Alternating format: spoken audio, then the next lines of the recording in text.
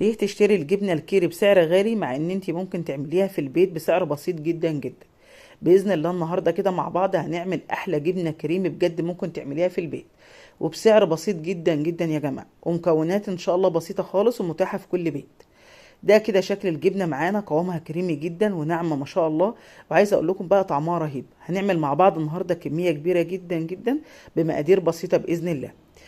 هنعملها بطريقتين احلى من بعض على حسب المتاح عندك، وهقولك ايه البدايل لو في حاجة مش متاحة عندك، هقولك ايه البديل ليها. الطريقة بتاعتنا سهلة جدا، اتمنى توصلوا الوصفة لكل الناس وتشيروها لكل اصحابكم. هوريكم دلوقتي ايه الكمية اللي انا عملتها النهاردة. دي كل الكمية اللي انا عملتها يا جماعة، ما شاء الله شايفين الكمية معانا كمية كبيرة ما شاء الله، والتكلفة بسيطة جدا جدا. نبدأ كده في وصفتنا على طول، بس يا ريت اهم حاجة ما تنسوناش في اللايك. اول طريقه معانا هنعملها من الحليب القاطع او اللبن الرايب. في ناس كتيره جدا بتسالني يعني ايه لبن رايب او يعني ايه حليب قاطع. الحليب القاطع ده يا جماعه انا بجيب لتر الحليب تمام، وبحطه كده معايا على الرخامه معاه لما يروب معايا. طبعا بما ان الجو حر معانا فهو بيروب على طول، مش محتاجه ان احنا نسخن طبعا الفرن ونحطه في جو دافي. في جو دافي ده يا جماعه لو الجو شتاء. ده كده كيلو حليب معايا راب معايا بالشكل ده، يعني سبته ليله كده على الرخامه لحد ما بقى لبن رايب. دلوقتي كل اللي هعمله ان انا هحطه في مصفى، بجيب كده شاشه وهبدا دلوقتي احط فيها اللبن الرايب. شايفين هو لما راب معايا يا جماعه عامل زي قطع الزبادي كده او قطع الجبنه. كل اللي هنعمله في المرحله دي ان احنا هنسيبه لما يصفي ميته تماما، احنا مش عايزين فيه اي نسبه ميه. فانا كده ببدا الف الشاشه بتاعتي واسيبه لما يصفي ميته ساعتين ثلاثه براحته خالص معاه لما يصفي الميه بتاعته. طيب لو انا عندي حليب ومش عارفاه هو لبن رايب او هو حليب ينفع اشربه، بعمل ايه؟ عايزه تختبريه، هتجيبي كده معلقه من الحليب وتحطيها على النار وتسيبيه كده يغلي، يعني حطي المعلقه على النار تغلي. لو لقيتيه حليب تمام مفيش قطع جبنه يبقى هو كده تمام جدا. لكن لو لقيتيه عمل قطع من الجبنه اعرفي ان هو كده راب معاكي، ما ينفعش انت تشتغلي بيه، وتقدري تعملي بيه الجبنه الكيري اللي احنا هنعملها مع بعض النهارده. ده كده شكله معانا بعد ما خلاص صفى ميته بقى بالشكل ده. شايفين؟ طبعا يا جماعه كيلو الحليب ده كده بالقشطه بتاعته، يعني انا ما شلتش القشطه بتاعته، فهيبقى طعمه حلو جدا جدا. كل اللي هنعمله دلوقتي احنا معانا الخلاط او الكبه، وعايزه اقول لكم الخلاط احسن من الكبه كمان، بينعمه حلو قوي قوي. هبدا احط الكميه بتاعتي بالشكل ده. طبعا يا جماعه الكميه دي بتاع كيلو حليب بس، هنشوف بقى كيلو الحليب معانا ده هيعمل قد ايه جبنه كريمي. انا هعمل لكم طريقتين النهارده باذن الله. اول حاجه من الحليب القطع زي ما انتم شايفين كده معانا. دلوقتي هنضيف كده عليه ربع معلقه من الملح، وهنضيف زيت. كميه الزيت اللي انا هضيفها معاكم هي معلقتين كبار من الزيت. يبقى كل اللي انا ضفته عليها هي رشه الملح والزيت، مفيش اكتر من كده، مفيش اي اضافه تانية. اما الطريقه التانية هتختلف معانا تماما، وعايزه اقول لكم الطريقتين احلى من بعض، بس احنا هنستغل كل حاجه متاحه عندنا في البيت.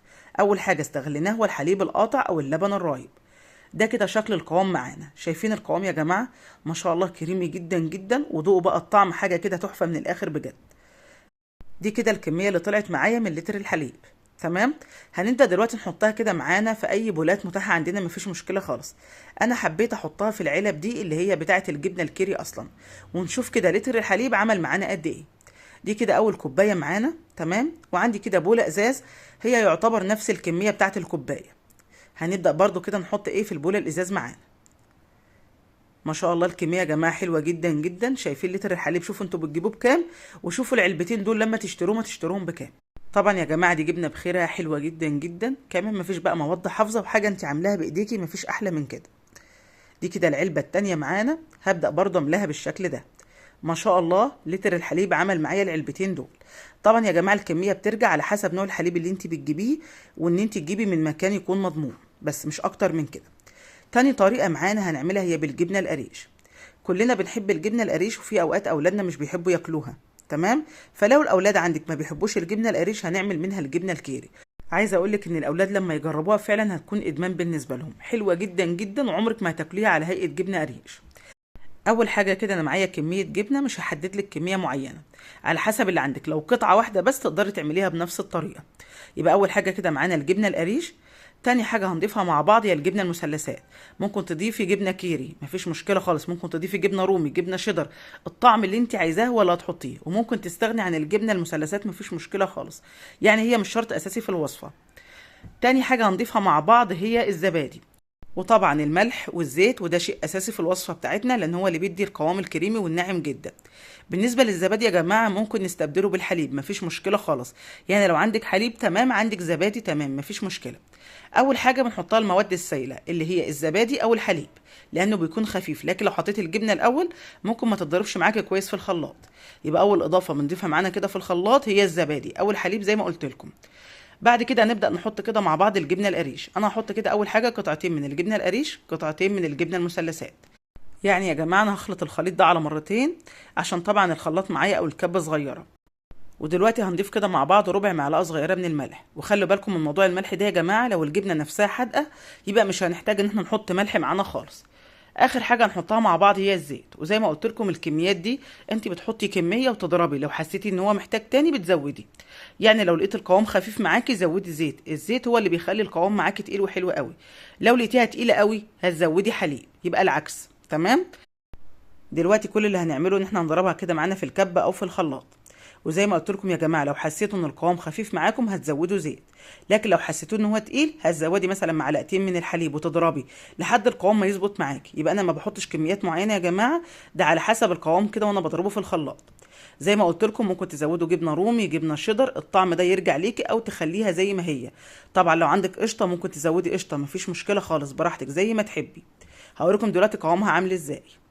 شايفين بقى قوام الجبنه معانا يا جماعه؟ ما شاء الله تحفه، لا احتاجت معايا زيت ولا احتاجت معايا حليب. انا بالنظر كده اني بعملها دايما فبتطلع معايا ما شاء الله مظبوطه جدا. ده كده القوام معانا. دي كده اول كميه انا ضربتها كده معايا في الخلاط. هحطها كده برده معايا واوريكم الكميه طلعت معايا قد ايه النهارده. ما شاء الله يا جماعه انا عملت النهارده كميه كبيره جدا. ادي كده اول كميه معانا. شايفين قوام الجبنه معانا طالع عامل ازاي؟ مفيش بقى متهيلي احلى من كده. واوريكم برده قوام باقي الجبنه معايا. دي كده علبة تاني معايا، بدأت كده اضيف بالشكل ده.